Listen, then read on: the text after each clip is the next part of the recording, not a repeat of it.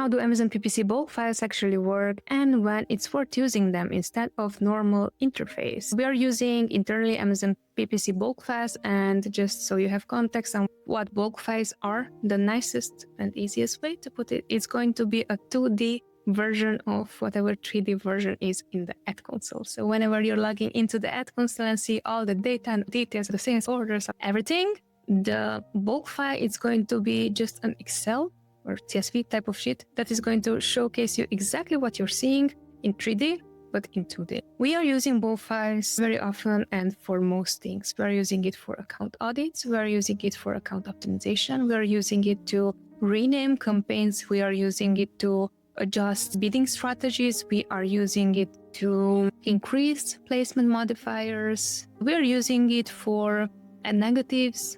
We're using it very often.